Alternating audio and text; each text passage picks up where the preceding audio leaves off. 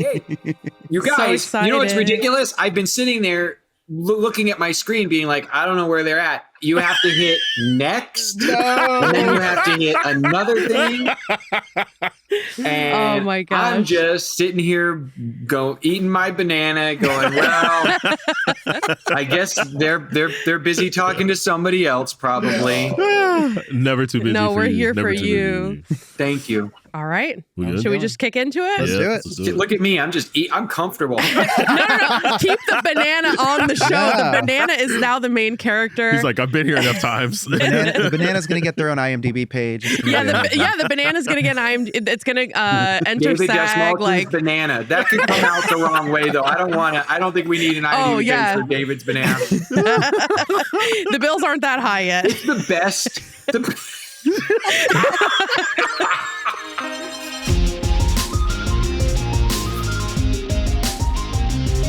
Coming to you from Crunchyroll HQ, this is The Anime Effect, where each week we bring you interviews with amazing people from across the world of anime, from directors to actors, artists, and more to talk about their anime favorites. It's pop culture with an anime lens. I'm your host, Nick Friedman. It's me, LeAlec Murray. And I'm Leah President. And together we are joining forces one more time. Like Voltron. Well, not one more time, there's but more one pieces of of many Voltron more than times to see just how powerful the effect of anime really is. And this week, we get to welcome back to the Anime Effect friend of the show and Black Butler stan, the one and only David Dastmalchian. Welcome back! Hi, everybody. I am so glad to be back here. And I also feel like very legit on this show now because in the past, I've just been a fan. Mm-hmm. And now I can legitimately say I am joining the world of anime as a performer. So like, Hell yeah. I know that you guys were super welcoming and cool with me in the past being like, oh, he's a fan. He likes anime. He likes Crunchyroll. He likes the stuff that we get into. He's big into manga, blah, blah, blah. But like, now I'm like, oh, I've You're in the validated canon. my seat at the table. I'm a part of something. You got anime street cred now. Thank you. I got some serious street cred. For real, for real. But yeah, we are so happy to welcome you back. Since the last time we spoke, which you mentioned, you have joined the cast of the live action One Piece. What a flex. I know. What a real. flex. If I there's saw that. one to Yeah. join, I mean, that's the one, which we'll talk about that in just a second. But your new sci-fi series, Murderbot, plus several Also a upcoming flex. films we're also going to talk about. Welcome back, David. Thank you for having me. It's great to be back. I'm super lucky. I feel like there's a lot of cross Venn diagramming when it comes to the fans of anime because fans of anime, tend to, get hyped up about things that might dabble in a comic space, that might dabble in like the sci-fi space. And so I'm super excited to talk about all the stuff we're going to talk about for sure. Thank you. Heck yeah. And I'm excited because I wasn't here last Oh, time. Yeah. you did. You were on baby duty. So He you was missed on the first one. paternity leave. Yeah, You missed out. for sure. I I mean, I know having a baby's important and all, but you missed listening to me nerd out about, Vampire Hunter D and Well, I was going to say, like, get into the minutia of Black Butler, but that's such a weird show that, like, now people associate with. I do have people coming to be like, oh, I heard you talking about Black Butler.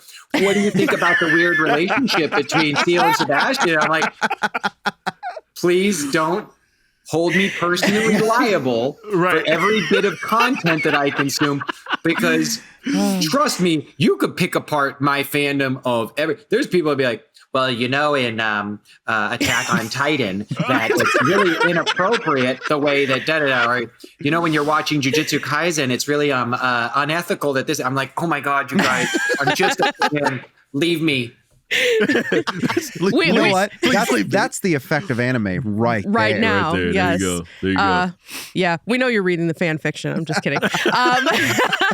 I've been sent fan fiction, y'all, about characters that I created, and I promise you what I saw in those pages of fan fiction were not anything that anybody ever imagined my character doing, including myself. So let's just say, could not unsee. We want to know what Polka Dot Man was. I'm not here to judge anybody. I'm happy for them, but please don't send it to me. I don't need to read it. Because at first I would get all excited. I'd be like, oh, cool. Someone wrote like a variant plot line, a cool story about Thomas Schiff or Abner Krill or Abracadabra. Whoa.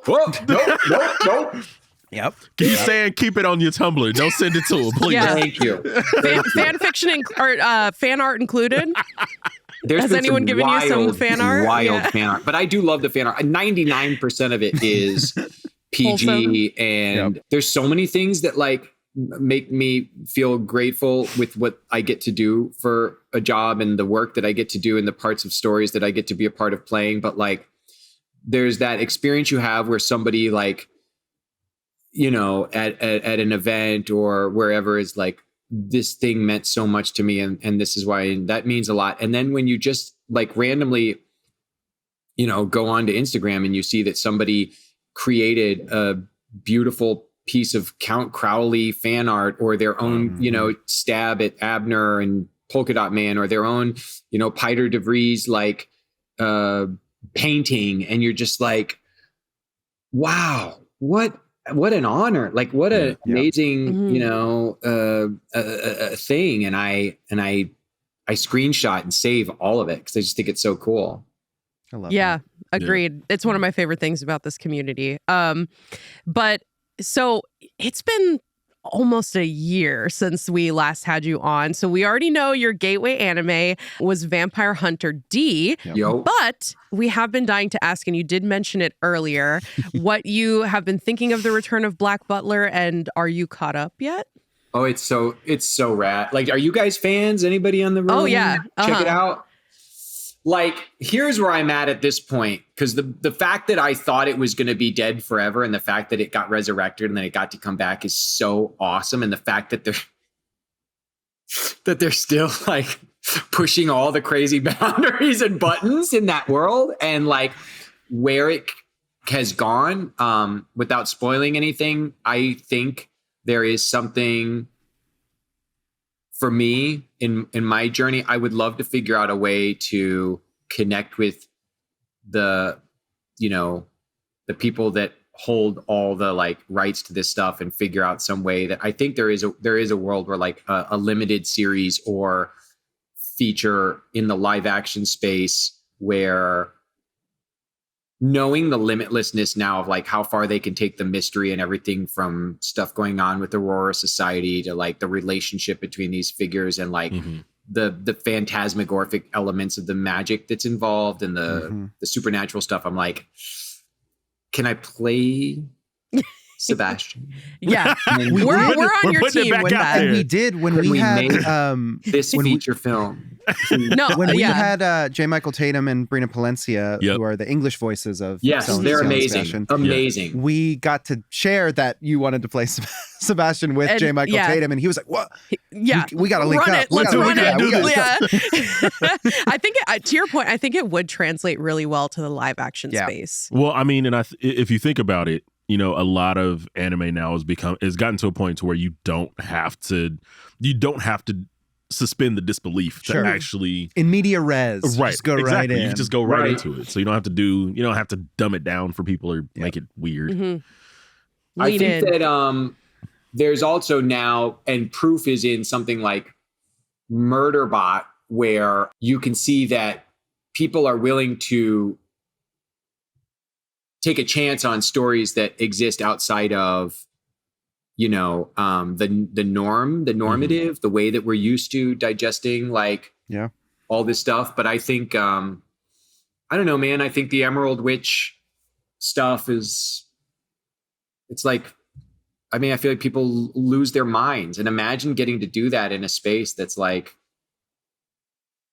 who would you imagine playing all these roles? Besides me, of course. Like, that's a thing. Well, now I'm imagining you as every one of the roles. Right. So, well, I think a really good example of what we're just talking about is the live action One Piece series, right? It doesn't make excuses for the world that it's built because it is so incredible and unique.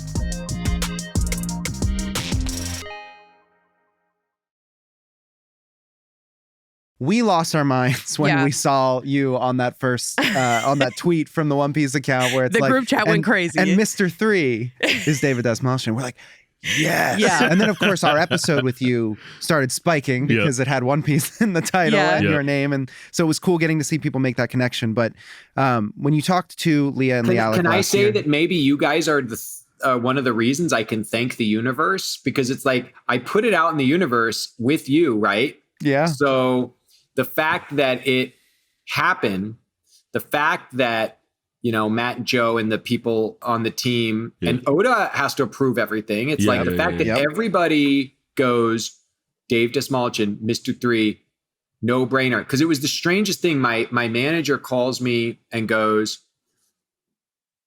you know, there's this really, really talented writer, producer that wants to meet with you. Have you ever heard of a thing called One Piece? You know, just a little thing called One Piece. Oh my gosh. I dropped the fuck. No, we'll bleep it. We'll bleep it. Go ahead. Okay. Drop it. Drop the F-bomb. We will bleep it. I dropped the phone, man. And I ran. I did not walk. I ran to the kid. I said, sign me up, sign me up, sign me up. I'm in. Say yes. Tell him yes. Tell him yes. I'm in. Mm-hmm. So then I ran. I did not walk to tell my kids. Oh, and my both of my kids were flipping out, but my son, who has read every manga and all the offshoots and all the like one shots in the One Piece realm, and we as a family have watched, you know, the anime, but then the season 1 of the live action. It's a big deal. There's so much I want to talk about One Piece, but it's so hard and tricky to transfer. I've been a part of. And I've been so gratefully a part of so many really well executed translations of comic book storytelling into film and television storytelling. And I've gotten to work with a lot of masters. And I've, as a fan of animation, anime, etc., I've seen these things happen. And sometimes they just don't totally land in a way, and we can all sit here and break it down and distill, whoa, this didn't work, or I didn't like this, but it's like, it's so hard. And the tone in anime is so unique, and there's so much that is so specifically from the source culture from which it originated, that when you make it on an international scale or for a Western audience and you go like, how do we find the bridge between all this? Reminding you guys that while all this is happening, while I'm getting to find out that I'm going to be a part of an anime adaptation of an anime that I love based on a manga that is like very canon in our home, I'm working on my comic book series, Knights versus Samurai, in which I'm trying to work with, you know, my consultants in Japan to help me figure out how I can translate and make stuff, you know, culturally appropriate so that people in Japan, when they read my stuff, don't go, oh, that they just didn't even pay attention to our stuff here. So all of that's in my brain. And I sit there and I watch the live action adaptation of One Piece and I go, they just got it. They're so passionate. They love the source material so much. They've invested so much artistry and time and energy and thoughtfulness into leaning into the weird, the idiosyncratic, the nature of the way that even like action takes place and that vocalizations happen, combined with something that feels still rooted in a place where everybody's imaginations can come, whether you've ever watched an anime or not.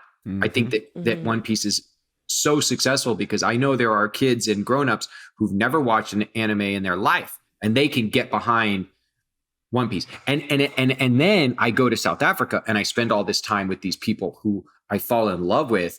The cast they are perfect. Like they're darlings. Yeah, they're incredible. See Monkey D. Luffy in the live action, and you go, That's Luffy, man. It's him. It is. And then you meet and spend time with Kiki, and you're just like, this dude is the real deal. Like legit. Going to work with him. I mean, this is how close we've all become. My kids, me, and Emily Rudd. Everybody's become good. We're all friends now. But That's like, awesome. you know, That's so awesome. Emily, who plays Nami, we all just did conveyor belt sushi the other night. Oh, Hell yeah. It's like, go get me some Kura sushi, man, because I love going yeah. to get me whatever little prize balls. I'll be like 14 plates. I'm stuffed to here. I could not eat another damn Crunchyroll. And then I'm like, come on, give it to me. We need to get the prize. We need the Demon Slayer, keychain. We need the whatever. Man, That's so awesome. lit, That's bro. so great.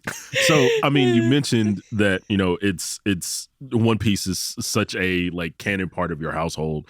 What was it like for you? Because I mean, for me, Mr. 3 is like one of my favorite characters, like early on. But what was it like for you to dive into that character? Like, did you go back and like do any rewatching or rereading? Yeah, I wanted to honor the voice, the history of vocal talent that has brought the character to life. Mm-hmm. Both in the subs and the dubs. I thought it was important to.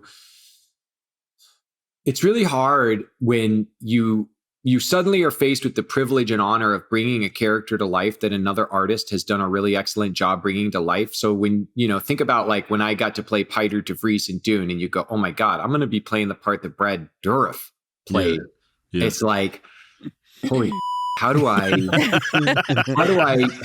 do justice to like a master doing a character while at the same time bringing David into the character, right? Yep. So I tried very, very hard to honor the work of the art that comes from the page to the anime with facial expressions, the way that Mr. 3 holds his space, the way he gestures. There's certain postures and poses that are so specifically Mr. 3, and that's not just because of the wax fruit and the power that he has. It's like, it's the way it was portrayed. And so when an audience is going to sit down who has a familiarity with it, like my son, or me, or you, I want people to go, oh, wow, that totally is the spirit of Mr. 3. But yet it's cool to see Dave Dastmalchian's like, what's his little English on it? What's his little spin? What's his little thing on there? And vocally, that was super important to me because he's got like, he does, I mean, in both the actors that I'm familiar with, he's got like a highly specific tone and tenor to his voice that I wanted to like not do an impression of, but I wanted it to at least inform something. So hopefully when you're watching, you'll be like, I see you, David. Like I hear you. I got it. I hope that they like. I mean, the greatest honor to me would be, finding out that they've watched and they think that I did a good job, because I care a lot about making sure I get it right. And my son was there on set watching the monitor. That is so cool. That has to be like coolest points times 1,000. Show you guys behind the scenes stuff. Yes. I got pictures of like me and my kids in Little Garden, like the look on their faces is like insane. And then you've got like like Arlo, especially sitting at Video Village, talking to the EPs and producers and being, well, you realize that in the next story, when you get into, I'm like, all right, consultant. I know, I was going to say the junior consultant on set. He started his career early. Well, please, when that time comes, like, send the photos. We'll come to you, you come to us. We'll make it a thing. Let's do this thing again. Happen. We'll do all One Piece all the time. Hell yeah. Yeah, I don't have any idea when we're going to be getting to see season 2, but I can tell you when it happens, people are going to lose their minds. We'll still bleep it. We'll still bleep it. Perfect. It's funny. Yeah.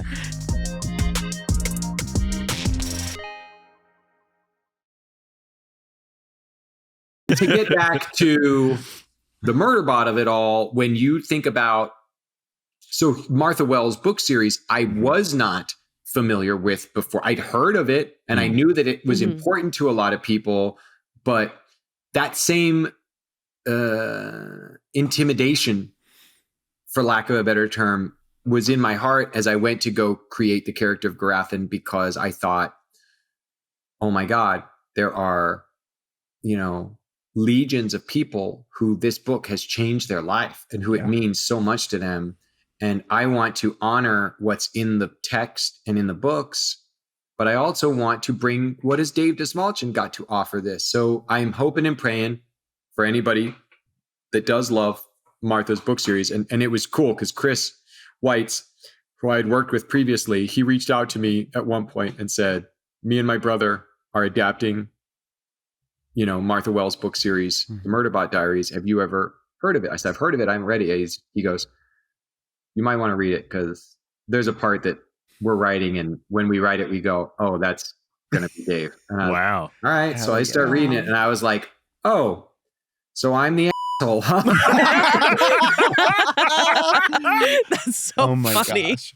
Okay, well, I know our time is running short, but hit me. What you got? Give me questions. We're gonna shake up with this last question, which is, what else anime related are you looking to manifest? Right. Year? I mean, look at the results of the last year, right? You got One Piece. We may be working on Black Butler. Like, what's next? What's next? JJK would be a really great live action series because what's so cool about it is that the characters and the arcs that they go on, I think, would play really well into a space like it would just require money. All this stuff is just going to require money, right? You know what I'm saying? I think that it's very funny. I think there's a way that sense of humor as well as the action could translate really well. I know that my son would be mad at me if I didn't say that I wanted to help bring to life, although I don't even know how we would do it. I want a live action Chainsaw Man. Oh man, you go like really pulpy with it. That would be so practical effects. Yeah, it would have to be pulpy and we would need we would need all of the horror movie veteran practical effects on that. Exactly. Somebody call Romero. Anything is possible. Once you've been a part of a James Gunn film, you go, oh, anything is technically possible. Like you could make anything happen. Or a Christopher Nolan or a Denis Villeneuve, or you name it. Peyton Reed. I've been a part of so many people's films. All the Infinity Stones. I know, right? The greatest directors of our time. Who else are you gonna say next, David? When David Lynch brings you onto his set, you realize God, that anything is possible. When Mike Flanagan puts you in, stop. Guys, I think we need a new agent. We need David's agent. Yeah, I mean, even his banana is getting roles now. Right. So. we need on IMDb. David Dastmalchian's banana. Actually, don't Google that. You will find something out. Do not Google that. You guys, you are so cool. I love how much you love the fandom. I think it's really amazing. I appreciate, the fact that there's outlets and places like, for me, like with Crunchyroll, rewatching the anime of Cowboy Bebop with my kid right now, which we're in the midst of. It's just so special. It's so awesome and it's so fun and it's so unique and it does bridge cultural divides, especially when it comes to Western and Eastern, I think, entertainment. There's a lot of people that feel like the things that are the same are so much more powerful and important than the things that are different. And so my last little plug for myself is like, if you believe in that and you also like Oni and witches and dragons and magic, please check out my comic book series, Knights vs. Samurai. I read it. It's great. It's great. Thank you. And maybe we'll get an anime version of that. Oh, by the way, I did. Do you guys know Ruby? Ruby's not anime, but are you familiar with Ruby World? Oh, yeah. I got to do Ruby versus the Justice League, and I played the Flash in the voice of that. Which my gosh. Shut up. Yeah. I would say it's very inspired by the art and the energy of anime, if that makes sense. Yeah, it is. It definitely is. For sure. But One Piece coming, I don't know when. Whenever. Check out Murderbot. Yes. I love you guys. You're awesome. Thank you. Yes, thank you so much for joining us. This was incredible as always. You're gonna have to come back. Like this is just gonna have to be a reoccurring thing. When One Piece comes out, let's do it again, and then I can share with you all the like BTS stuff. Yes, our official correspondent on the One Piece set. Thanks so much for your time, David. Thank you so much. We have really a good one.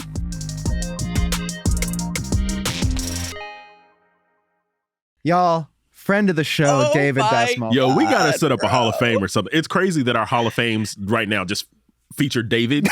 So just two Davids. Two So Davids. we just gotta set it up. We just start putting pictures on the wall. That was incredible. Nobody nobody deserves to be like welcomed into this like anime canon more than like Dave, like Someone people with like the David level who of has passion, the yes. the fandom, the passion. Like it's so He gets it. authentic Yeah. and like it's Yeah. a family affair. It Yes. sounds like that's the crazy thing damn. to me is that like his kids are so into it, and it's not even crazy, right? Like his kids are into it, he's into it, Yeah. and then they're on set with him, and his son is like, That was if I was that insane. kid, man. that fills me with the same amount of joy as like when we go to like cons and stuff, Absolutely. and we're seeing Absolutely. like these family cosplays Absolutely. and like And they just get it. they Yeah. just get it. it's just so cool. Yeah. You know what? I'm ready to see where his son is in the next like 10 For years real. because he's gonna be like No, there's- Hollywood consulting for the anime. seasons are Like, still going to be coming out on Netflix. Like, he's gonna take they over got from a Matt. lot of One Piece seasons And guys, to go. I was gonna ask him if he had known about his One Piece role before coming on the show the first time. Yeah. But he straight up told us Yeah. that he feels like we're part of the reason that happened. That's wild crazy. because that means a couple things in canon, right? That Matt, the showrunner, listens to our show. Hey Matt, how's it going? Hey, What's Matt. up? That Oda Sensei, in maybe some way, shape, or form, No way. a couple degrees of No. separation, No. listens to our show. Degrees of separation. Degrees I'll of grant you separation, that. listens We've to our only got show. one degree of separation now. I guess that's true. Yeah. Technically. Yeah. That is like the greatest honor. Oda Sensei listens to our podcast. Except for our 4 awards that we've won. Oh, So right. Yeah. That's also quite an honor. That is also. But that's an honor, thanks to you guys. Yo, we're bragging too much. All right. I'm going to be smiling the rest of the day, but Lee, do you That want was to take so us out? sick. I don't know, man. I don't want to leave now. Yeah, I'm like, let's keep it Just stay going. Bring here. in the next one. Let's go. We'll just run it. No, but He's we got do, great energy. We do. Oh man, yeah. He's had like. This is the one more. Now I close it out. This is the when he was on the show the first time. Yeah. This exact same thing happened Yeah. because he, like Leah said, he gets it. He loves, and I think it's because he just loves the art form Yeah. of just art. Yeah.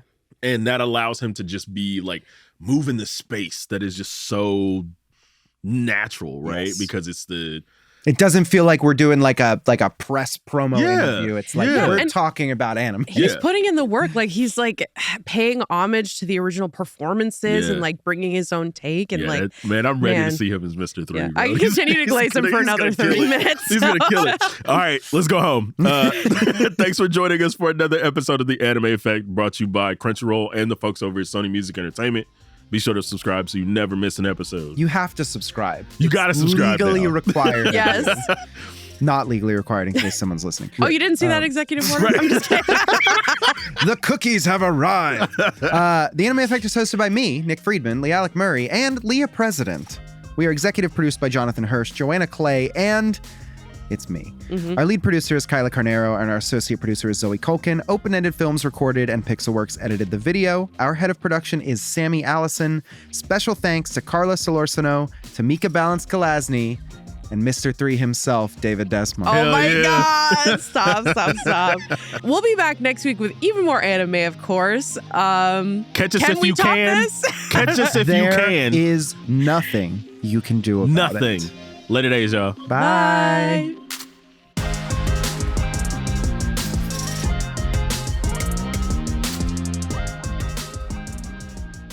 That was crazy. What a interview, Dude, dude. what The a- energy Holy going wow. right into it was so good. What did it was the banana bit. It did. What You did got it him was the so banana comfy with that bit. banana thing, and then it came back. Woo! And then it looped. The bills aren't And that low. I could like see, Or that high. I could see Kyla's like brain going like, okay, cold open, blooper. See, it looks like Charlie Day. She's Bro, let's go get a drink. I'm just kidding. I love the show. I love you guys. Time to go to my meeting. and we Yeah, want another same. award. Yeah. Woo!